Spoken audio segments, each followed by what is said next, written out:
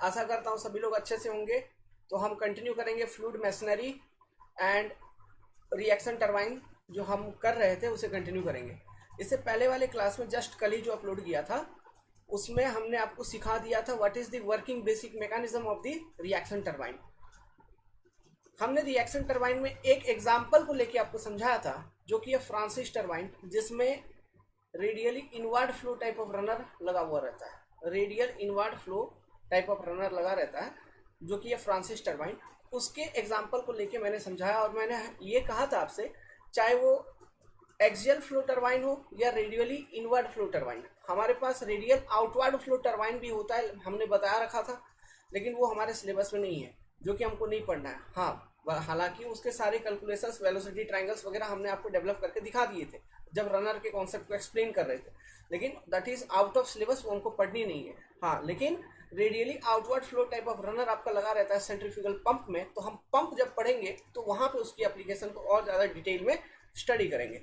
हम हमारे सिलेबस के अंदर चाहे वो गेट, ईएसी, जो भी एग्जामिनेशन आप देख रहे हैं सिविल इंजीनियरिंग पार्ट में, मैकेनिकल इंजीनियरिंग पार्ट में, we have to study the radial inward flow type of reaction turbines which is Francis turbine. Is it clear? तो हमने वर्किंग प्रिंसिपल जस्ट इससे पहले वाले क्लास में आपको एक्सप्लेन किया था, आपको वो मालूम होगा। एक बार यहाँ पे हाईलाइट अगर कर दूं वो वर्किंग प्रिंसिपल, तो आप देख रहे हैं जो पेन स्टोक है, पेन स्टोक से पानी एच हेड के साथ, जो कि है in form of pressure, enter की इस पर्टिकुलर केसिंग के अंदर, केसिंग के अंदर एंटर की तो ये जो गाइड वेंस है, ये गाइड वेंस के थ्रू से वाटर फिर एंटर किया।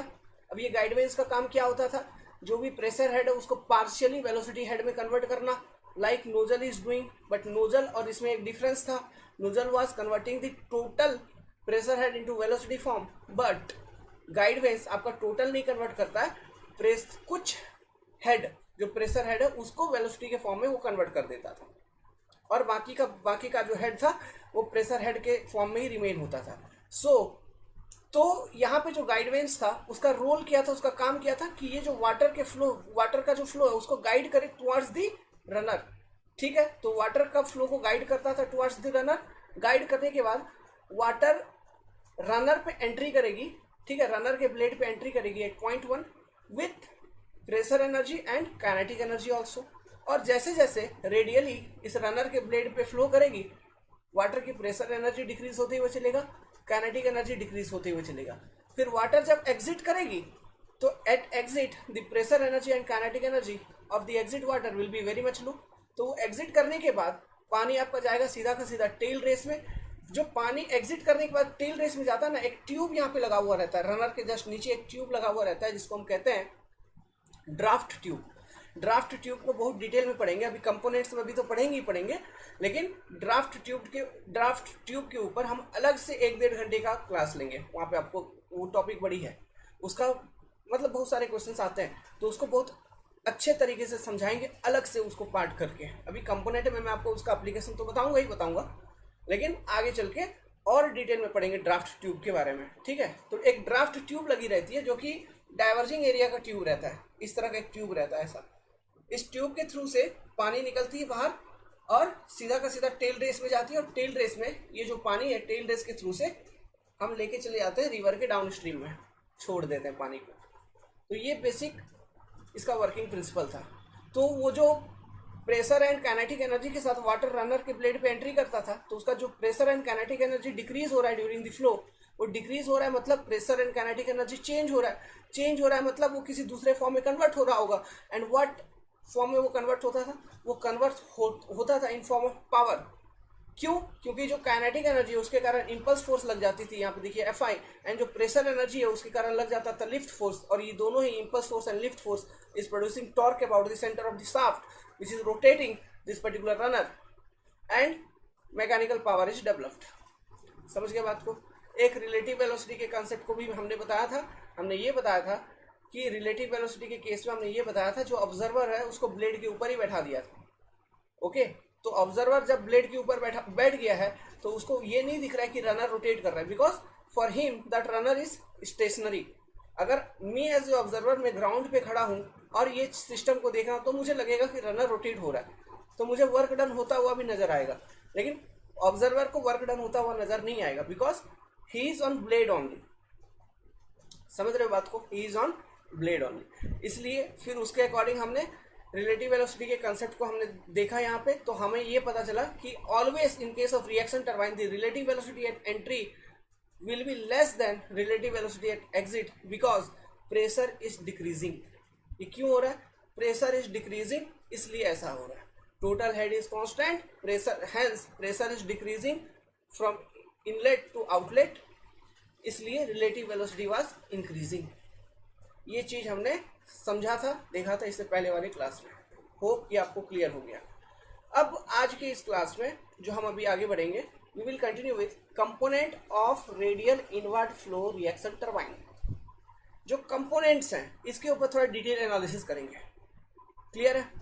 जैसे कि हम सबसे पहले डिस्कशन अपना चालू करेंगे, व्हाट इज केसिंग। केसिंग जो आपको दिखता है उतना है नहीं, इसमें और भी कुछ है।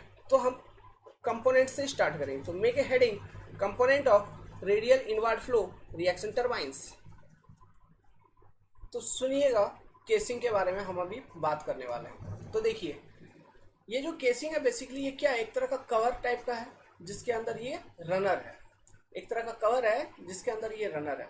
मैंने आपको ये भी बता रखा था, इस केसिंग के अंदर जो वाटर एंटर कर रहा है हाई प्रेशर के साथ एंटर कर रहा है, क्योंकि ये जो हेड है एच यहाँ पे, this is your in form of pressure head, और ये प्रेशर हेड को लेके वाटर इसमें एंटर कर रहा है। और बाहर में जो प्रेशर है यहाँ पे एटमॉस्फेरिक प्रेशर है। बाहर में जो प्रेशर है इट इज केसिंग के बाहर में, it is your atmospheric pressure.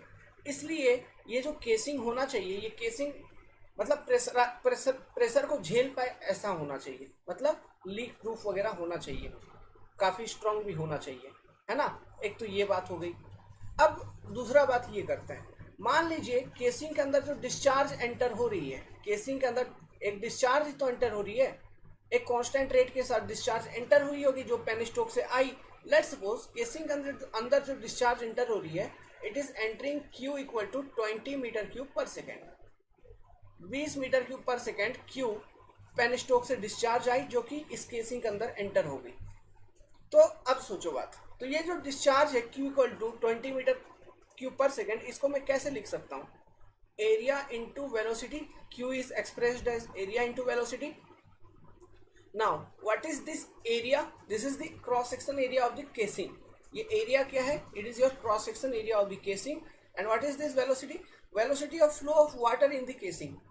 जो वेलोसिटी के साथ पानी आपका इस केसिंग में फ्लो कर रहा है, this is that particular velocity. तो हम इस तरह से Q equal to area into velocity लिख सकते हैं। अब देखिए, Q equal to 20 metre cube per second के साथ केसिंग के अंदर आपका वाटर हो गया एंटर। अब जैसे ही एंटर हुआ, यहाँ पे एक गाइड वेन दिख रहा है, गाइड वेन पे एंट्री कर गया मान लीजिए 1 मीटर क्यूब पर सेकेंड। फिर आगे गया वाटर, फिर अच्छा अब यहाँ पे मान लो पहला वाला जो गाइड वेन है जिसमें एंट्री कर गया 1 मीटर क्यूब पर सेकेंड। अब केसिंग के अंदर कितना पानी बचा?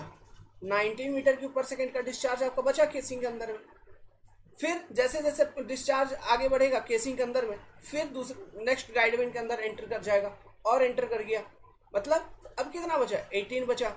फिर नेक्स्ट गाइड वेन के ऊपर एंटर कर जाएगा, फिर जब आगे बढ़ेगा और कम गया एक, तो मतलब 17 बचा। तो इस तरह से केसिंग के अंदर जैसे जैसे जैसे जैसे वाटर फ्लो होगी, तो एंड तक जैसे जैसे केसिंग के अंदर वाटर फ्लो हो रही है, हम ये देख पा रहे हैं यहां तक पहुंचते पहुंचते एट लास्ट, है ना, यहां तक पहुंचते पहुंचते डिस्चार्ज आपकी काफी कम हो जा रही है। मतलब मैं कहना ये चाहता हूं कि केसिंग के अंदर जब वाटर फ्लो करेगी तो ग्रेजुअली जो वाटर है गाइड वेन पे एंटर करेगी, तो केसिंग के अंदर का जो डिस्चार्ज है it will be go on reducing. ये बात पक्का है। केसिंग के अंदर का जो डिस्चार्ज है it will go on reducing because water is entering into the guide veins. समझ में आ रहा बात? केसिंग के अंदर का डिस्चार्ज हो गया कम। सो मैक्सिमम डिस्चार्ज आपको कहां पे देखने को मिल रहा है? एट जस्ट एंट्री, है ना। यहाँ पे अगर मैं 0.1 लिखूं, यहाँ पर आपको मैक्सिमम डिस्चार्ज देखने को मिल रहा है। इधर अगर मैं 0.2 लिखूं तो यहाँ पे आपको सबसे कम डिस्चार्ज देखने को मिल रहा है। Now let's suppose think about a condition कि मैंने कर दिया केसिंग का जो एरिया है इसको मैंने रख दिया कांस्टेंट। केसिंग का जो एरिया है इसको हमने रख दिया कांस्टेंट। तो केसिंग का एरिया अगर मैंने कांस्टेंट रख दिया तो अब क्या होगा सोचो, वेलोसिटी का इफेक्ट सोचो। वेलोसिटी भी डिक्रीज करेगी क्या? वेलोसिटी भी डिक्रीज करेगी। समझ रहे हैं? केसिंग में जो फ्लो हो रही है उसकी वेलोसिटी भी धीरे धीरे धीरे धीरे कम होते चलेगा। क्लियर है? नाउ केसिंग में जो डिस्चार्ज है वो डिस्चार्ज किस में एंटर कर रहा है? गाइड वेन के थ्रू से बेसिकली वो रनर के ब्लेड पे एंटर कर रहा है। गाइड वेन के थ्रू से वो बेसिकली रनर के ब्लेड पे एंटर कर रहा है। मान लो अगर velocity will be not equal at every place, जैसे कि यहाँ पे पॉइंट 1 पे वेलोसिटी आपको सबसे ज्यादा देखने को मिलेगा, लेकिन पॉइंट 2 पे वेलोसिटी आपको सबसे कम देखने को मिलेगा, provided area of the casing remains constant. ये बात क्लियर है? अगर वेलोसिटी इक्वल नहीं होगी तो इसका मतलब ये है माय डियर कि जो मास डिस्ट्रीब्यूशन है वो इक्वल नहीं होगा। मास डिस्ट्रीब्यूशन इक्वल नहीं होने का मतलब क्या है कि हर एक रनर पे जो स्ट्राइकिंग मास है, मतलब हर एक रनर, मतलब रनर के हर एक ब्लेड के ऊपर, फॉर एग्जांपल यहाँ पर, मतलब एट स्टार्टिंग पॉइंट कंसिडर कर लो, यहाँ पर जो एम डॉट एंटर करेगा रनर के ब्लेड के ऊपर वो कुछ ज्यादा एंटर करेगा, लेकिन एट लास्ट जो एम डॉट एंटर करेगा रनर के ब्लेड के ऊपर वो कुछ कम एंटर करेगा। मतलब mass distribution of this water will be not uniform throughout. अगर mass distribution of this water will be not uniform, मतलब रनर का जो ब्लेड है हर एक ब्लेड पे अलग अलग मास स्ट्राइक कर रहा है। यही मतलब होगा, रनर के हर एक ब्लेड पर अलग अलग मास स्ट्राइक कर रहा है। इस पे एम डॉट 1, उस पे एम डॉट 2, एम डॉट 3, ऐसा, और वो कम कम कम कम कम कम होते जा रहा है। अगर ये कंडीशन है तो सोचो जितना मास स्ट्राइक करेगा उसके करस्पॉन्डिंग फोर्सेस डेवलप होंगे। तो रनर का हर एक ब्लेड अलग अलग पावर जनरेट कर रहा होगा, अलग अलग फोर्सेस जनरेट कर रहा होगा। समझ रहे हो? तो ऐसे में जो रनर की मोशन होती है वो एक अच्छा यूनिफॉर्म मोशन नहीं होता है, बल्कि झटका झटका दे दे के उसका मोशन होगा, जर्की मोशन, झटका देगा वो। समझ गए? यहाँ पे किस तरह का मोशन होने लगेगा? Jerky motion of runner, jerky motion of runner. Why? Due to unequal mass distribution. और ये क्यों होगा? वेलोसिटी में चेंजेस होने के कारण। समझ गए? इक्वल मास रनर के हर एक ब्लेड पे एंटर नहीं कर रहा होगा। Is it clear to you all? तो ऐसे केसेस में जर्की मोशन अगर होगी तो समझिए, तो इस चीज को हम अवॉइड कैसे कर पाए, क्या कर पाए? डिस्चार्ज तो डिक्रीज होगा ही होगा, ये मेरे को मालूम है, क्योंकि ग्रेजुअली जो डिस्चार्ज है वो गाइड वेन के थ्रू से एंटर कर रहे हैं। तो रनर जब केसिंग के अंदर से पानी फ्लो करेगा तो डिस्चार्ज तो डिक्रीज होगा ही होगा। सो मैं अगर इस केसिंग का जैसे जैसे डिस्चार्ज डिक्रीज हो रहा है, हमको वेलोसिटी को कांस्टेंट बना के रखना है। हम वेलोसिटी को डिक्रीजिंग होने नहीं दे सकते, क्योंकि वेलोसिटी अगर डिक्रीज हो रहा है तो जो मास एंटर कर रहा है रनर के हर एक ब्लेड के ऊपर, that becomes unequal, means mass distribution becomes unequal. Hence we cannot allow that कि the velocity is changing, so velocity is to be maintained constant. अगर वेलोसिटी को मेरे को कांस्टेंट मेंटेन करना है तो ऐसे कंडीशंस में मेरे को क्या करना होगा? Cross section area of the flow in the casing is to be decreased. जैसे जैसे डिस्चार्ज डिक्रीज हो रहा है, cross section area of the flow को भी मैं डिक्रीज कर दूंगा, तो करस्पॉन्डिंगली वेलोसिटी कांस्टेंट मेंटेन रहेगी। तो वेलोसिटी जब कांस्टेंट मेंटेन रहेगी, रनर के हर एक ब्लेड के ऊपर इक्वल मास स्ट्राइक करेगा, क्योंकि mass distribution will be uniform. Then runner के हर एक ब्लेड के ऊपर इक्वल मास एंट्री करेगा तो इक्वल फोर्स लगाएगा। तो ऐसे केसेस में ये जर्की मोशन आपको देखने को नहीं मिलेगा। समझ रहे हो बात को? तो ये चीज होती है, इसलिए केसिंग का जो एरिया होता है ना, ये एरिया ये धीरे धीरे, मतलब पॉइंट 1 से लेके पॉइंट 2 तक पहुंचते पहुंचते डिक्रीजिंग होती है। Cross section area of the flow of the casing is decreasing. समझ गए? इसलिए मैंने फोटो भी कुछ इसी तरह से बनाया कि एट पॉइंट 1 आपको ज्यादा एरिया देखने को मिल रहा है, फ्लो एरिया, और धीरे धीरे देखो वो एरिया डिक्रीज हो रहा है। अगर नहीं दिख रहा है तो कोई बात नहीं, इमेजिन करिए जो केसिंग होगा इसका area will be gradually decreasing. अभी तो इंटरनेट कनेक्टिविटी नहीं है, नहीं तो मैं गूगल से आपको फोटो निकाल के दिखा देता। तो आप फोटो देख लो, एक फोटो हो सकता है प्रोबेबली आगे चल के दिखाऊंगा, ठीक है? तो ये बात होती है। और देखिए ये केसिंग का जो शेप है, देखो ये कैसा है, ये ऐसे चल के गोल गोल गोल गोल घूमता हुआ दिख रहा है क्या? इसको स्पाइरल शेप भी कहते हैं। It is of spiral shape. ये केसिंग का जो शेप होता है कैसा होता है, स्पाइरल शेप का होता है। तो समझ में आया केसिंग का मतलब, ठीक है। तो केसिंग उतना सिंपल नहीं था। केसिंग का एरिया ग्रेजुअली डिक्रीज करना है। क्यों करना है, समझ में आ गया, क्योंकि डिस्चार्ज एंटर कर जा रहा है ना ग्रेजुअली, जैसे जैसे केसिंग के अंदर डिस्चार्ज मूव कर रही है, gradually discharge is entering into the guide vane, discharge in casing is reducing, and under such cases if we maintain the constant area तो the velocity of flow in the casing will be decreasing, और उसी velocity के साथ आपका जो water है enter करेगा किस पे, रनर के ब्लेड के ऊपर। तो चूंकि वेलोसिटी डिक्रीज हो रहा है तो उसी वेलोसिटी डिक्रीजिंग वेलोसिटी के साथ अलग अलग ब्लेड के ऊपर, रनर के अलग अलग ब्लेड के ऊपर अलग अलग वेलोसिटी के साथ वाटर एंटर कर रहा है। मतलब mass distribution of water is not uniform here. So to make that mass distribution constant of this water, ठीक है, सो दैट आपका इक्वल फोर्सेस जनरेट हो हर एक रनर के ब्लेड पे, हर एक रनर के ब्लेड पे इक्वल फोर्सेस लग रहा हो, नहीं तो अनइक्वल फोर्सेस लगेगा हर एक रनर के ब्लेड पे तो जर्किंग मोशन आएगी। तो वो जर्किंग मोशन को अवॉइड करने के लिए what we have to do, area को रिड्यूस करेंगे। डिस्चार्ज तो रिड्यूस हो ही रहा है, तो मालूम है, वो तो होगा ही। तो कांस्टेंट वेलोसिटी मेंटेन करते हुए हमको चलना है ताकि रनर के इनलेट पे कांस्टेंट वेलोसिटी के साथ आपका फ्लो एंटर हो और इक्वल फोर्सेस लगे हर एक रनर पे, हर एक मतलब हर एक रनर के हर एक ब्लेड पे इक्वल फोर्सेस लगता हुआ आपको मिले ताकि जर्किंग मोशन ना हो। क्लियर है, ठीक है। तो ये थी केसिंग, तो इसके बारे में लिखेंगे। तो ये what is this, it is a enclosure, है ना, इनक्लोजर मतलब कवर, ये एक तरह का कवर है, इसका बहुत सारा काम है। तो लिखिए, अच्छा ये चूंकि वो स्पाइरल शेप का होता है इसको हम spiral shaping, spiral casing, spiral shape का केसिंग, या फिर वॉल्यूट केसिंग, स्क्रोल केसिंग, कुछ भी कह सकते हैं। आज थोड़ा थक गया सब। स्पाइरल केसिंग, वॉल्यूट केसिंग या फिर स्क्रोल केसिंग इसको कहा जाता है। Casing have gradually decreasing area in order to make equal mass distribution of water within casing. Decreasing area help to maintain constant velocity of water at inlet to the runner.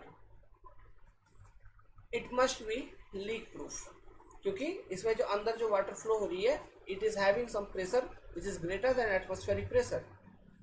अगर leakage होगा तो वो जो water है वो चूंकि अंदर में ज्यादा प्रेशर है तो अंदर से बाहर निकल जाएगी पानी, जो कि है लीक, और उसके कारण आपका टोटल डिस्चार्ज जो है वो लॉस होगा और डिस्चार्ज विल बी लॉस। तो जो अभी डिक्रीज हो रहा है डिस्चार्ज में वो और ज़्यादा डिक्रीज होने लगेगा।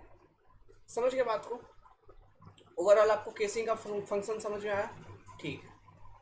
नेक्स्ट जो आइटम है यहाँ पे, this is your guide veins, ठीक है। सेकेंड जो कंपोनेंट आपको दिख रहा है सीधा सीधा, इस पे चर्चा करते हैं गाइड वेन के ऊपर। गाइड वेन के ऊपर, या फिर इसको हम फिक्स्ड वेन भी कहते थे, फिक्स्ड वेन ऐसा कहते थे। बड़ा इंटरेस्टिंग है ये फिक्स्ड वेन जो हम इसे कहते थे। इसे क्यों कहते थे? Because it is permanently fixed with the casing. ये मूव नहीं करता है। मूव मतलब जैसे कि मूविंग ब्लेड्स, जैसे कि रनर के ऊपर जो ब्लेड लगे हुए हैं वो मूव करते हैं, तो ये ब्लेड्स वैसे मूव नहीं करते। इसमें भी एक मूवमेंट होती है, अभी हम देखेंगे, इसमें भी एक मूवमेंट होती है, लेकिन जैसा रनर का ब्लेड मूव करता है वैसा मूवमेंट इसका नहीं होता। इसलिए इसको हम फिक्स्ड वेन भी कहते हैं या फिर फिक्स्ड ब्लेड भी कहते हैं। देखिए ये जो गाइड वेन्स होते हैं, इस तरह का कुछ कर्व प्लेट्स होता है, ठीक है। ये जो गाइड वेन्स हैं इसमें ना एक हिंज पॉइंट होता है, मतलब this guide when is hinged about a particular point with casing। ये हिंज किया हुआ रहता है। तो हिंज किया हुआ रहता है इसका मतलब क्या है? About the hinge the guide when can rotate like this, like this. About the hinge the guide when can rotate कि नहीं? हिंज के अबाउट गाइड वेन आपका रोटेट कर सकता है। समझ रहे हैं? इमेजिन करना, जितने भी गाइड वेन्स हैं वो सभी हिंज्ड हैं। सो दीज आर, इसको हम कहते हैं पाइवट पॉइंट्स। पाइवट पॉइंट्स या फिर इसे हम कहेंगे हिंज पॉइंट्स। हिंज पॉइंट्स, तो सारे गाइड वेन पे इस तरह के हिंज पॉइंट्स होंगे, मतलब सारे गाइड वेन्स हिंज्ड हैं और इस हिंज पॉइंट के अबाउट सारे गाइड वेन्स रोटेट कर सकते हैं। चलिए वो डायग्राम पे चलते हैं तो और ज़्यादा समझ में आएगा। आराम से करिए, सब कुछ समझा दूंगा, बता रहा हूँ, धीरे धीरे बता रहा हूँ, एक्चुअली आज थकावट ज़्यादा है। तो ऐसे सभी गाइड वेन्स अपने पोजीशन पे वो हिंज्ड है ना, वो अपने पोजीशन पे ही है, वो अपना पोजीशन चेंज नहीं कर रहे हैं। जिस पोजीशन पे उसको लगाया गया है वो वहीं पे है, लेकिन सभी अपने पोजीशन पे हिंज्ड हैं। हर एक guide when individually hinge point के अबाउट, पाइवट पॉइंट के अबाउट रोटेट कर सकता है। एक पॉइंट तो ये। दूसरा, इस पूरे सिस्टम में ऐसा मैकेनिज्म होता है, इस पूरे सिस्टम में ऐसा मैकेनिज्म होता है कि ये जो सारे के सारे हिंज मतलब गाइड वेन्स है ना, ये एक साथ मूवमेंट कर सके।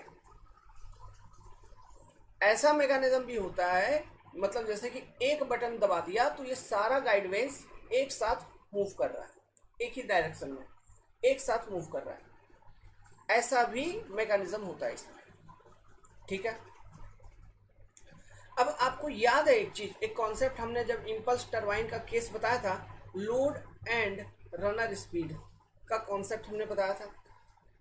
हमने वहां पे बताया था एक बात कि जैसे जैसे आपका पावर डिमांड चेंज होगा, बढ़ेगा या कमेगा, पावर डिमांड जो एक्चुअली जो पब्लिक से आ रही है ये बढ़ सकता है या फिर क्या हो सकता है, कम हो सकता है पावर डिमांड में। तो हम उसके अकॉर्डिंग, ठीक है, हमें उसके अकॉर्डिंग इस टरबाइन का फंक्शन को मेंटेन करना है।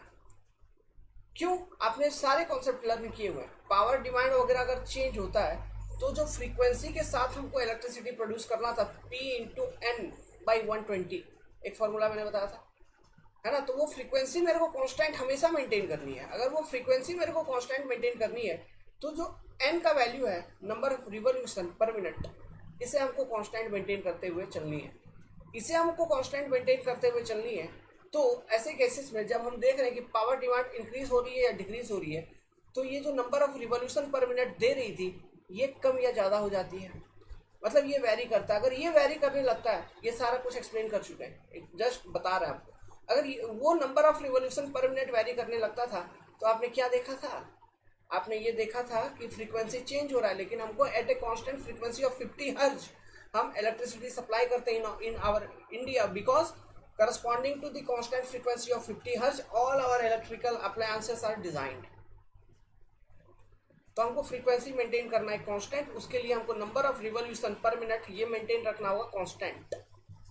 लेकिन जैसे जैसे power supply power demand change होगा, नंबर ऑफ रिवॉल्यूशन चेंज होगा, तो हम इसे कांस्टेंट मेंटेन नहीं कर पाएंगे। ये कांस्टेंट मेंटेन फिर नहीं होगा, इसका स्पीड डिक्रीज होगा या कम बढ़ेगा। स्पीड कब बढ़ेगा?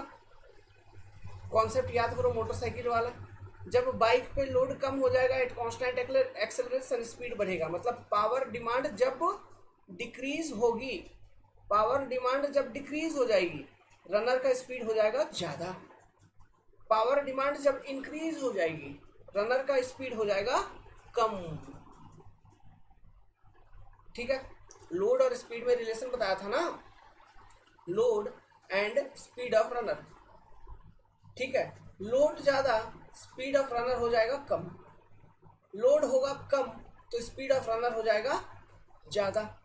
ये रिलेशनशिप एक्सप्लेन कर रखा है हमने। तो यहां पर भी सेम वो चीज तो होगा ही होगा।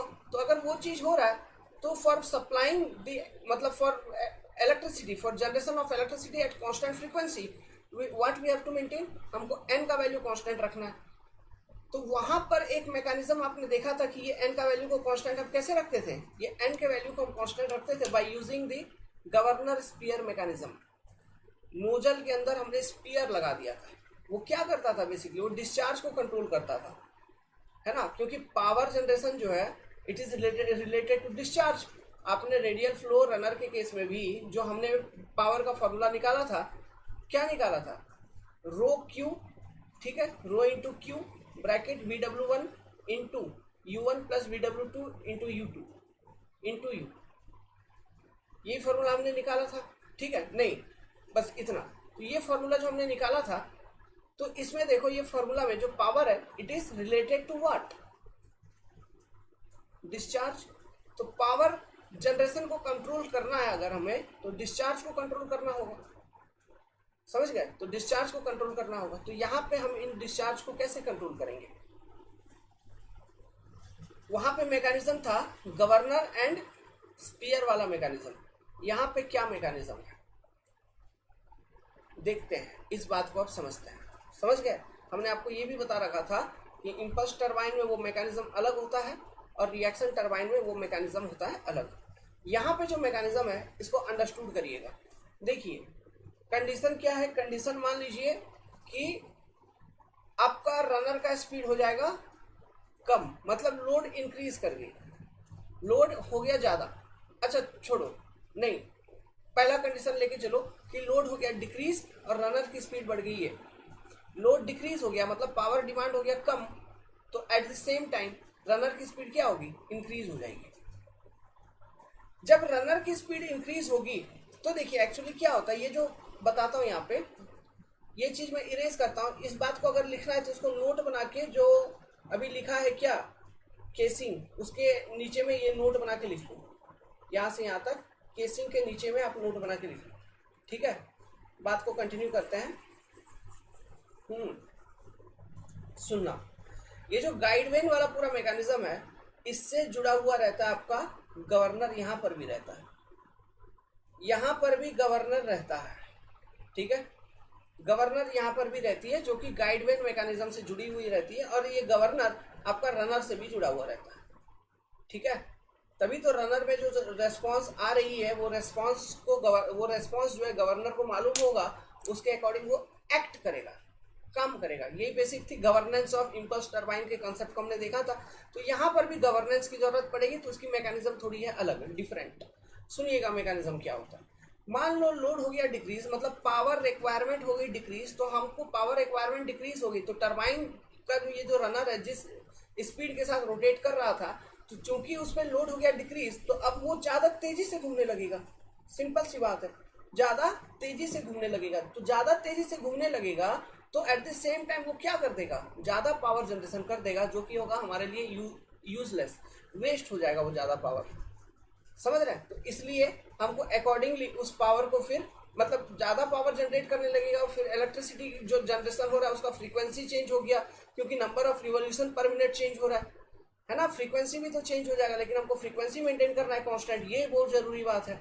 तो इसलिए हम अब यहाँ पे क्या करेंगे, सुनिए।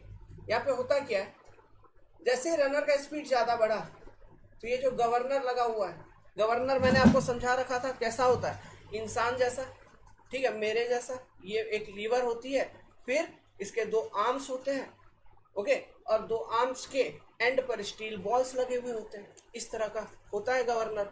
एकदम जो खेत में जो पुतला नहीं देखते हो, ऐसा ऐसा होता है गवर्नर। और ये आर्म्स ऐसे होते हैं कि ये ऊपर नीचे कर सकता है, एट द सेम टाइम वो रोटेट भी कर सकता है, एट द सेम टाइम वो रोटेट भी कर सकता है, और आर्म्स ऊपर नीचे भी कर सकता है, और एट द सेम टाइम वो रोटेट भी कर सकता था।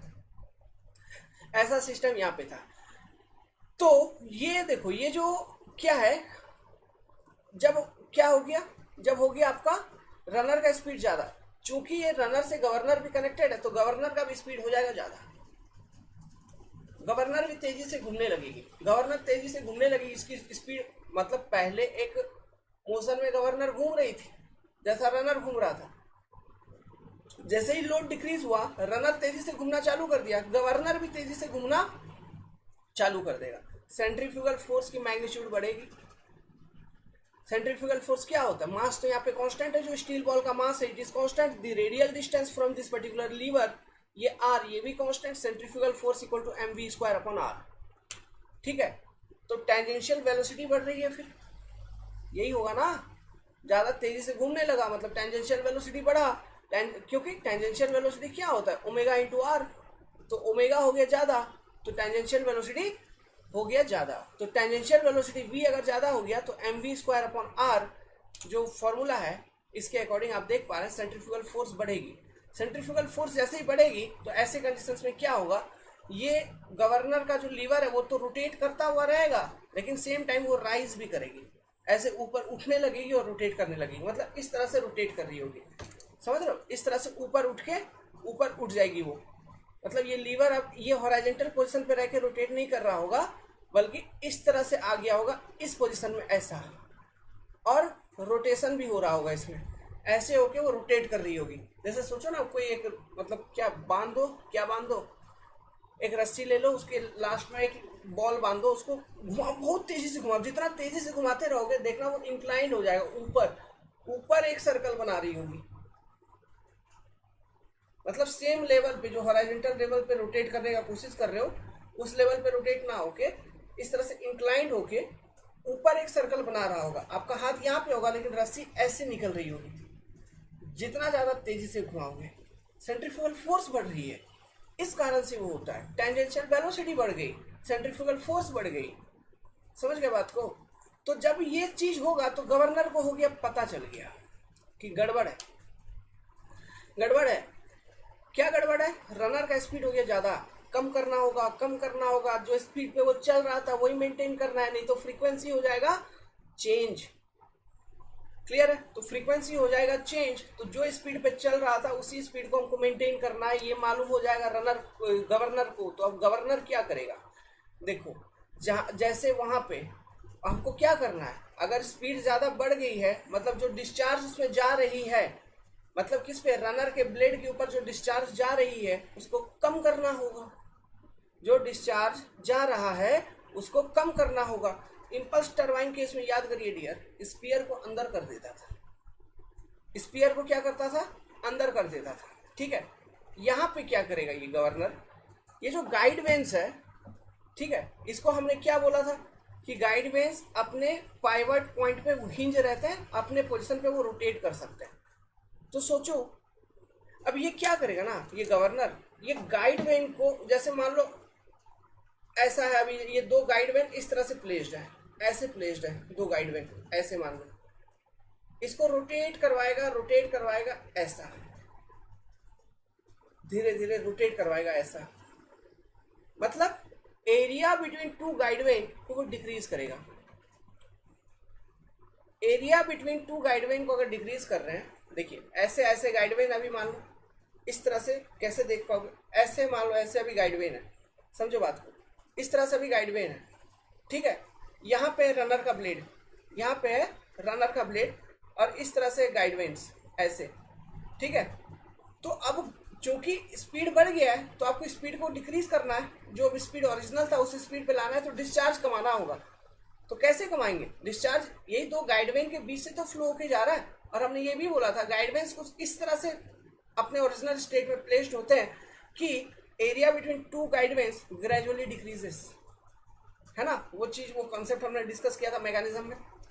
तो ये जो गवर्नर है ये क्या करेगा, अब ये गाइड वेन्स को अपने हिंज पॉइंट के अबाउट ये रोटेट करवाना चालू कर देगा, और ये गाइड वेन्स धीरे धीरे ऐसे ऐसे आएंगे, क्लोज होंगे। तो देखिए फ्लो एरिया, इधर से पानी जो निकल रहा है ये फ्लो एरिया, क्या ये फ्लो एरिया कम नहीं हो रहा, फ्लो एरिया कम होगा, जैसा सेम नोजल में हो रहा था, स्पीयर अंदर जा रहा है तो फ्लो एरिया कम हो रहा है ना, तो कम हो रहा है तो क्या हो रहा है, यहाँ पे डिस्चार्ज कम होगी, डिस्चार्ज कम हो गया, समझ रहे हो, क्या हो गया, डिस्चार्ज कम हो गया, फ्लो एरिया कम हो जाएगा तो डिस्चार्ज कम हो जाएगा। तो गाइड वेन ऐसा था, स्पीड बढ़ गया है, डिस्चार्ज कम करने के लिए रनर को मालूम हो गया, रनर गाइड वेन को इस तरह से रोटेट करवा देगा, क्लोज कर देगा मतलब, तो डिस्चार्ज हो जाएगी कम, फ्लो एरिया हो जाएगी कम। मान लो कंप्लीटली ऐसे बंद कर दिया एक दूसरे के करीब में, तो डिस्चार्ज हो जाएगी जीरो। ऐसा होता है ये गाइड वेन्स का अरेंजमेंट, वो कंप्लीट एक दूसरे से सट सकते हैं, जिस कारण से एक थोड़ा सा भी पानी नहीं जाएगा, discharge will be completely zero. ये गाइड वेन्स किसमें अटैच्ड है, दीज आर, मतलब जो ये केसिंग है, केसिंग से फिक्स्ड होते हैं, है ना, these are fixed with casing. तो मतलब ये ओपनिंग एंड क्लोजिंग टाइप का काम कर रहा है, समझ रहे हो बात को, ओपनिंग एंड क्लोजिंग टाइप का काम कर रहा है। ये अगर क्लोज हो जाएगा तो केसिंग से थोड़ा सा भी डिस्चार्ज रनर के ब्लेड के ऊपर नहीं जाएगा, अगर ये गाइड वेन्स क्लोज हो जाएगा तो अगर ये ओपन करेंगे तो डिस्चार्ज जाएगी। तो जब लोड डिक्रीज हो रही है तो गाइड वेन क्या करेगा, मतलब गवर्नर क्या करेगा, गाइड वेन को बंद करेगा ताकि डिस्चार्ज हो कम। और जितना रनर का स्पीड बढ़ गया है, चूंकि डिस्चार्ज अब कम हो जाएगा तो रनर का स्पीड फिर कम होने लगेगा। समझ गए बात को? ये सिस्टम होती है like this. Next, at the same time आप कंसिडर करो कि लोड हो गया, अभी तो डिक्रीज वाला, इंक्रीज हो जाएगा। अगर लोड इंक्रीज हो जाएगा तो अगेन सेम रेस्पॉन्स मिलेगी गवर्नर को, सेंट्रीफ्यूगल फोर्स डिक्रीज होगी तो इसके जो आर्म्स हैं ये नीचे आएगा। ऐसा क्यों? रनर का स्पीड हो गया कम ना।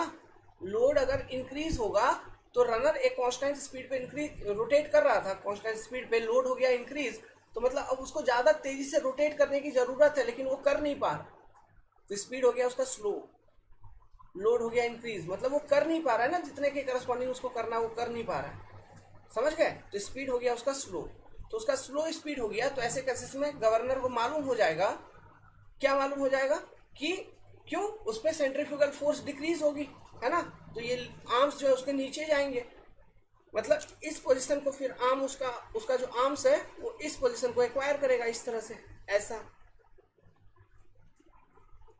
तो गवर्नर को मालूम हो जाएगा कि रनर की स्पीड हो गई है कम, तो रनर की स्पीड उसको इंक्रीज करनी है, मतलब वो क्या चेंज करेगा, डिस्चार्ज को। तो गाइड वेन्स को फिर ऑर्डर देगा कि तू खुल जा, ओपन कर देगा उसको, ऐसा। तो ये गाइड वेन्स ऐसे ऐसे आगे पीछे नहीं जा रहे, अपने पोजीशन पे ही है। ये मान लो हिंज पॉइंट है, इसके अबाउट ऐसे रोटेट कर सकते हैं, इस तरह से होते हैं ये गाइड वेन्स। तो जब ओपन, अभी क्लोज हो गया था, उसको ओपन कर देगा ऐसा, तो फ्लो एरिया बढ़ जाएगा, तो डिस्चार्ज ज्यादा पास करेगा, रनर की स्पीड हो जाएगी इंक्रीज, तो जो भी पावर डिमांड थी उसको वो मीट करने लगेगा फिर। और फ्रीक्वेंसी भी हम कांस्टेंट मेंटेन कर पाएंगे, क्योंकि यहाँ पे हमको बेसिकली जो हमारा पर्पस होता है वो n number of revolution per minute, इसे कांस्टेंट मेंटेन रखना होता है। ये मैंडेटरी है, ये कॉन्सेप्ट आपको क्लियर है? मैंडेटरी इसलिए था क्योंकि फ्रीक्वेंसी चेंज हो जा रहा था। समझ गए? सो ये जो कंप्लीट सिस्टम हमने अभी एक्सप्लेन किया आपको, this is the mechanism of governance here, governance of reaction turbine. Impulse turbine में स्पीयर वाले सिस्टम को यूज करते थे, स्पीयर मतलब नोजल के अंदर जो स्पीयर था, स्पीयर को अंदर बाहर करते थे। यहाँ पर गाइड वेन्स को ओपन क्लोज करके हम डिस्चार्ज को अल्टर करते हैं। Power is gone. एक तो हमारा जो इंजन है ना, ये कोयला वाला इंजन, ठीक है। इसके ऊपर से होता क्या है, बिजली चली जाती है, मतलब हीटेड होता है अभी हीट हो गया था, धीरे धीरे हीट हो गया था, फ्लो में था, अचानक से बिजली गुल, बत्ती गुल है, बड़ा गुस्सा आता है। वेल ठीक है, तो ओवरऑल आपको समझ में आया गाइड वेन का पर्पस। तो अब देखो एक चीज और बताता हूं, क्या बताऊंगा, ये देखो, ये जो गाइड वेन है इसका मेन पर्पस तो क्या था, मैंने बोला था वाटर को ये गाइड करता है टुवर्ड्स दी रनर ब्लेड, है ना। तो ये वाटर को जो गाइड कर रहा है towards the runner blade, let's suppose इस डायरेक्शन में, इस पर्टिकुलर डायरेक्शन में गाइड कर रहा है। तो ये जो डायरेक्शन है, let's suppose it is making with horizontal A angle जिसको हम कहते हैं अल्फा एंगल। समझ रहे? छोटे से मैं लिखा हूं यहाँ पे, थोड़ा और लिख देता हूँ एक बार। मतलब ये जो डायरेक्शन में गाइड कर रहा है ना, दिस पर्टिकुलर डायरेक्शन में वाटर को जो गाइड कर रहा है टू दी रनर ब्लेड, ये अल्फा एंगल बना रहा है विथ रिस्पेक्ट टू हॉरिजॉन्टल। समझ रहे हैं? यहाँ पे अच्छे से एरो दिखा देना, एक ये डायग्राम बनानी है, फिर से बना लीजिएगा, नहीं बनाएंगे तो कोई बात नहीं, यहाँ पे अल्फा एंगल इस तरह से दिखा दीजिएगा। अगर ये समझने के लिए आपको बताएं, ये जो अल्फा एंगल है इसको कहते हैं गाइड वेन एंगल। किसका एंगल है ये? गाइड वेन का एंगल है ना। तो इसको अल्फा एंगल कहते हैं, गाइड वेन एंगल, या फिर फिक्स्ड, ये वेन गाइड वेन को हम फिक्स्ड वेन भी कहते हैं। So this angle is your fixed vane angle. ध्यान रहेगा बात। चलो इसके बारे में लिख लो, हमने पहले ही लिख दिया अभी। आजा, आ गया, ठीक है।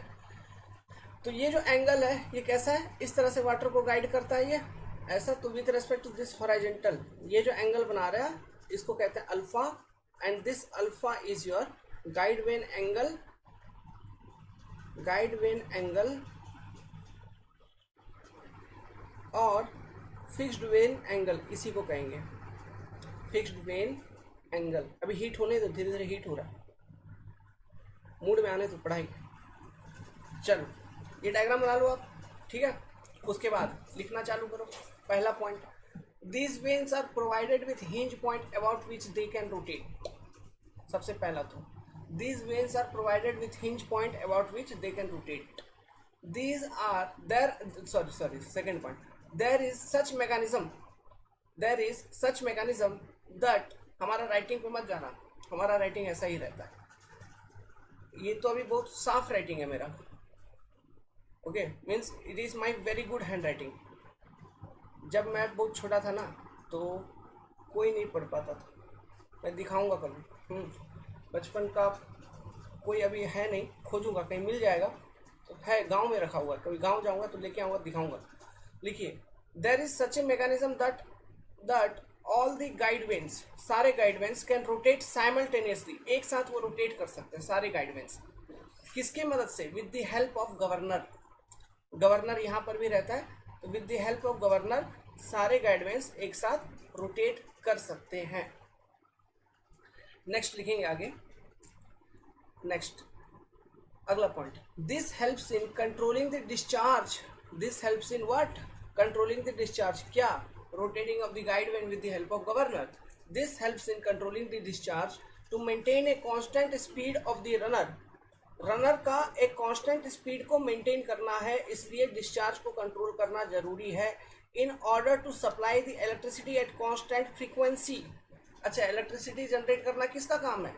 इलेक्ट्रिकल इंजीनियर का नहीं, जनरेटर का, ठीक है। ये मैं बार बार इसलिए बोल रहा हूँ ना क्योंकि एक बंदा आया लाइव क्लास पढ़ाने के लिए, हाइड्रोलिक मशीन दिखा रहा है, इलेक्ट्रिसिटी जनरेट करने का काम इलेक्ट्रिकल इंजीनियर का है। अरे नहीं रे गधे, it is role of generator, generator is generating that, okay. मतलब वो सोचा मुंह में नहीं आया, वो बच्चों से पूछ रहा था, मुंह में नहीं आया तो बोल दिया इलेक्ट्रिकल इंजीनियर, इसलिए मजाक बना रहा हूँ। By changing flow area in between guide when. कैसे कंट्रोल करता है डिस्चार्ज को? गाइड वेन के बीच का फ्लो एरिया को चेंज करके, अल्टर करके, उसको क्लोज या ओपन करके, ठीक है। सेम यहाँ पे मतलब देख रहे हैं ना, स्पीयर जैसा एक्शन हो रहा है, अंदर बाहर जैसा स्पीयर में था, यहाँ पे गाइड वेन ओपन क्लोज हो रही है। So this is the mechanism, this is the governance of the reaction turbine. Is it clear?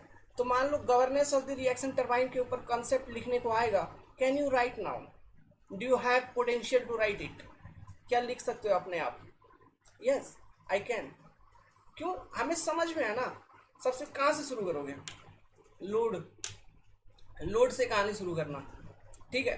फिर लोड रनर रेस्पॉन्स बताइएगा, फिर एक स्टेटमेंट जोड़ता हुआ कि मेरे को, फिर मतलब क्या जोड़ता हुआ, इलेक्ट्रिसिटी कांस्टेंट पे सप्लाई करना, उसके बाद पूरा कहानी, इंपल्स टरबाइन का इंपल्स टरबाइन, स्पीयर मैकेनिज्म दिखा देने का, यहाँ पे ये बना के गाइड वेन और गवर्नर अरेंजमेंट दिखा देने का, हो गया। कन्वेंशनल क्वेश्चन में कम, if it come then you can write. Next, these blades are also helps in directing the water to runner blade in alpha direction. Alpha direction में water को गाइड कर रहा है रनर के ऊपर, है ना, तो ये इस चीज में भी हेल्प करता है। So this is your second component, all about second component. Next component is, क्या है नेक्स्ट कंपोनेंट? रनर, जो इसमें लगी हुई है, that is your next component. मैंने एक चीज आपको बता रखा है, अभी मेरे पास नहीं है लेकिन कोई बात नहीं, समझ जाओगे, विजुअलाइज पहले ही करवा दिया है। एक मिनट, आ गया, ठीक है, आपका रनर आ गया मेरे पास। तो मैंने ये बता रखा है आपको कि runner is classified on basis of what? On basis of direction of flow of water on the runner. Same runner can act as tangential flow runner and same runner can act as what? Radial flow runner। होता होगा, हो जाएगा, ठीक है। हम direction of flow of water पर based runner की classification की जाती है। ये चीज माइंड में क्लियर रखना कि रनर के ऊपर, रनर के ब्लेड जो लगे हुए हैं, इस पर ये रनर है, इस पर ये ब्लेड लगा हुआ है, इस तरह से, जैसे यहाँ पे ये रनर बता रहा हूँ, है ना। तो वाटर कैसे फ्लो कर रही है? तो ये रनर का ऐसे साफ्ट लगा होगा, तो ये साफ्ट के डायरेक्शन में अगर पानी ऐसे ऐसे आ रही है ना, तो इसको हम बोलते हैं क्या, एक्सियल फ्लो रनर।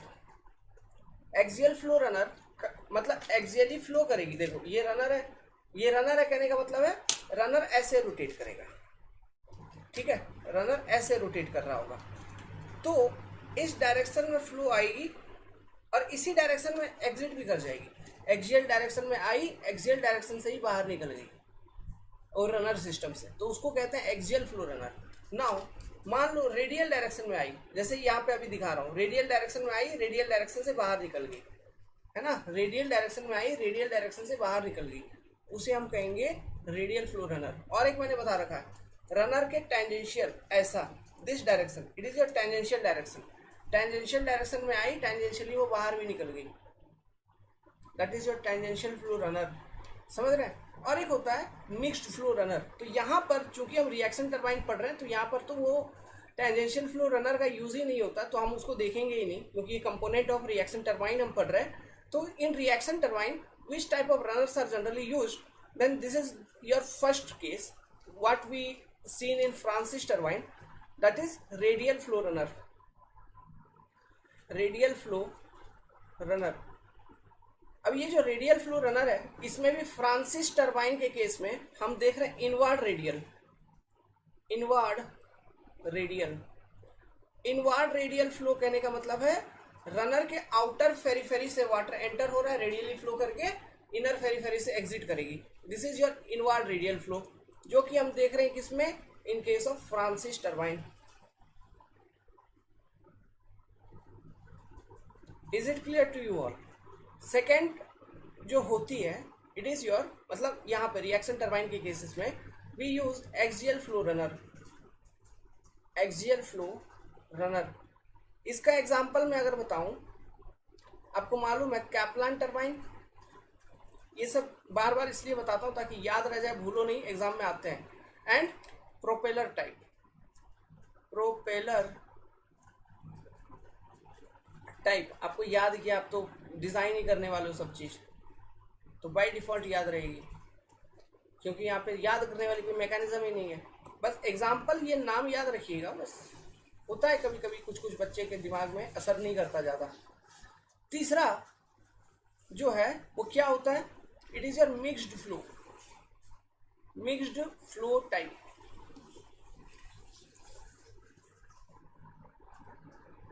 ठीक है, ये होता है आपका एक तीसरा टाइप ऑफ रनर। अब इसमें होता क्या है देखिए, समझिए, ये भी रिएक्शन टरबाइन में यूज होता है। ये मान लो रनर है, रनर इस तरह से, अब ऐसे में दिखा रहा हूं, ठीक है, यहाँ पे ऐसे शाफ्ट लगा हुआ होगा, रनर जब रोटेट करेगी तो ये शाफ्ट ऐसे ऐसे रोटेट करेगा, क्लियर है। तो एक्सियल डायरेक्शन इस रनर का क्या हो गया, शाफ्ट के डायरेक्शन में, this is your axial direction. तो जो मिक्स्ड फ्लो रनर होती है, इसमें जो वाटर की एंट्री होगी ना, ये होगी रेडियल डायरेक्शन में, रेडियली वाटर एंटर करेगा, एंड जो वाटर एग्जिट करेगा इट विल एग्जिट एक्सियली। अब ये radial entry and axial exit, इसे समझिए। रनर ऐसा है, ठीक है, रेडियल एंट्री, एंट्री किससे, ब्लेड के थ्रू से कर रहा है, तो ये ब्लेड यहाँ पे होंगे ऐसे, इस तरह से लगे हुए ब्लेड्स होंगे। अच्छा वो ब्लेड में लाया नहीं, चलो कोई बात नहीं, समझ आना, ये ब्लेड्स होंगे। तो ये जो ब्लेड्स इस तरह के mixed flow type of runner में जो ब्लेड्स लगे हुए रहते हैं ना, वो इस तरह से कुछ लगे हुए रहते हैं कि उसमें वाटर तो रेडियली एंटर होगा, लेकिन that those blades are bent in 90 degree, 90 degree में बेंट होते हैं, मतलब समझ जाओ कुछ इस तरह से बेंट होंगे, मतलब वाटर एंटर कर रहा है रेडियली, लेकिन एक्सियली नीचे निकल जाएगा, मतलब पानी आएगा एंट्री करेगा रेडियली, रनर का ये रेडियल डायरेक्शन है, this is your axial direction, this is your tangential direction. तो वाटर आ रही है, रेडियली एंटर कर रही है, लेकिन इस तरह से निकल जा रही है, समझ में आ रहा है, रेडियल एंट्री एक्सियल एग्जिट, ऐसा। अब वो क्यों हो पा रहा है, क्योंकि प्लेट से ही तो एग्जिट करेगा ना, तो प्लेट जो है ना वो 90 डिग्री में बेंट होती है, plates are, plate used here, plate used here are bent in 90 degree, are bent in 90 degree. इस कारण से जैसा जैसा आप पानी को गाइड करते चलेंगे वैसा वैसा फ्लो होगा। तो रेडियली वो वाटर एंट्री अलाउ किया, आपने एंट्री किया, फिर प्लेट मतलब रेडियली एंट्री किया, फिर प्लेट ऐसा है तो प्लेट के ऊपर से फ्लो करता हुआ नीचे चला जाएगा, पानी निकल जाएगा उस सिस्टम से बाहर। तो ये जो चीज होती है इसे हम कहते हैं mixed flow type of runner. ठीक है, अब एक चीज मैं बताता हूँ, कैलकुलेशन मैंने आपको इनका सिखा रखा है, रेडियल फ्लो का सिखा रखा है मैंने। ठीक है, एक्सियल फ्लो के ऊपर अभी आए नहीं है, आएंगे, लेकिन रेडियल फ्लो के बारे में आपने बहुत अच्छे तरीके से चीजों को कैलकुलेट कर रखा है। एक चीज बताता हूँ, जो रेडियल फ्लो वगैरह में जो इक्वेशंस हमने डेवलप किया था, all those equations will be applicable for mixed type of flow also. इन दोनों का इक्वेशंस जो होगा सेम होगा, इक्वेशंस विल बी सेम। ठीक है, ओके, नो वरी, कभी भी टेंशन लेने का नहीं, सारे इक्वेशंस सेम होंगे, वेलोसिटी ट्रायंगल्स सेम होंगे। हम वेलोसिटी ट्रायंगल हमने बना के दिखाया भी था, इस बार एक बार और बना के दिखा देंगे। वेलोसिटी ट्रायंगल्स भी सब कुछ सेम होगा, कहीं पर कोई दिक्कत नहीं है। मतलब सब कॉन्सेप्ट, सब डेरिवेशन, सब इक्वेशंस होगा same for this type of runners. ठीक है, अब ये जो mixed flow type of runner है ये कहाँ लगा हुआ रहता है, देखिए इनको, इसे भी डेवलप किया था फ्रांसिस ने, इसीलिए ये बाद में डेवलप किया था, लेकिन ये मॉडर्न फ्रांसिस रनर में लगा रहता, मॉडर्न फ्रांसिस टरबाइन में, मॉडर्न फ्रांसिस टरबाइन। ओके, वहां पर लगी रहती है mixed flow type of runner. Clear है बात, इतना ध्यान में रहेगा, इतना अभी ध्यान में रखिए, आगे चल के कंसेप्ट्स आएंगे। और तो जैसा कि हमारा सिस्टम है, लॉजिकली धीरे धीरे चीज़ों को इंट्रोड्यूस करते हुए हम आगे बढ़ रहे हैं, जहाँ जितना रिक्वायर्ड है अकॉर्डिंगली, नहीं तो ज़्यादा पढ़ा दूंगा समझ में नहीं आएगा। नेक्स्ट जो एक कंपोनेंट होती है यहाँ पे माय डियर बॉयज, ये क्या पढ़ाया था, अच्छा ये वर्किंग पढ़ाया था, इसको इरेज कर देते हैं। नेक्स्ट जो कंपोनेंट होती है फोर्थ, इसे हम कहते हैं ड्राफ्ट ट्यूब। ड्राफ्ट ट्यूब ये इस तरह का एक ट्यूब होता है, मतलब क्रॉस सेक्शन एरिया इंक्रीज करता हुआ आपको दिखेगा। This is one type of, ये क्या है, इसे हम क्या कहेंगे, डाइवर्जिंग ट्यूब।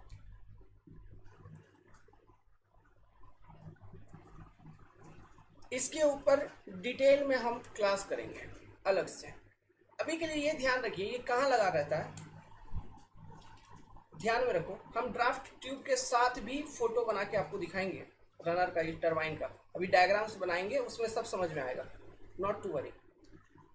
देखिए एक्चुअली क्या हो रहा है यहाँ पे, वाटर आपकी एंटर हो रही है, रेडियली एग्जिट करना है उसको इस तरह से, axially, radial entry axial exit. तो और ये है आपका रनर, समझो बात को। तो ये यहाँ पे लगा हुआ रहता है इस तरह का एक ट्यूब, इसके नीचे मतलब यहाँ पे ऐसा एक ट्यूब लगा हुआ रहेगा रनर के जस्ट ऐसे नीचे। तो पानी क्या होगी जो एग्जिट कर रही है वो इस ड्राफ्ट ट्यूब में से होते हुए, इस ड्राफ्ट ट्यूब में से होते हुए, ठीक है, वो पानी सीधा का सीधा चला जाएगा आपका टेल रेस में।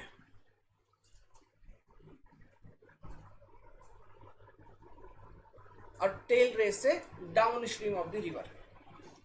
बस ये अभी के लिए आप इतना ध्यान रखिए।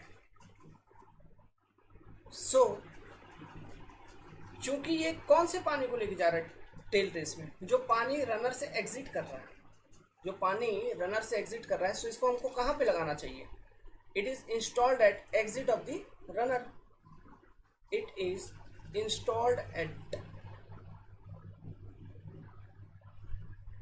Exit of the runner.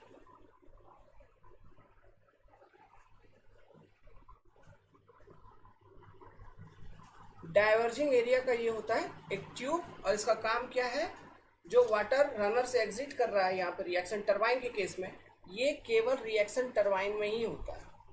ठीक है, अब हम बहुत अच्छे तरीके से डिस्कस करेंगे why draft tubes are provided in reaction turbine only, why it is not provided in impulse turbine. इन सब चीज़ों का लॉजिक्स हम डिस्कस करेंगे जब हम अलग से इस ड्राफ्ट ट्यूब के टॉपिक को डिस्कस करेंगे। अभी वो डिस्कस नहीं करेंगे, ठीक है, हम अलग से उसको डिस्कस करेंगे। अभी आप कॉपी पे इतना ही लिख के रखिए।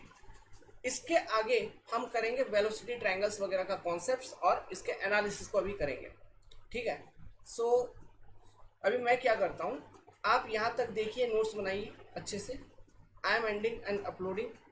अब अभी जो आगे मैं एनालिसिस करके आपको अपलोड करके दूंगा, उस वाले क्लास में मैक्सिमम मतलब फुल लेंथी क्लास होगा, समथिंग 1.5-2 घंटे का क्लास, 2 घंटे का क्लास होगा लगभग, क्योंकि वहाँ पे न्यू कॉन्सेप्ट फिर डेवलप करेंगे, न्यूमेरिकल्स सब कुछ आएंगे फिर उधर।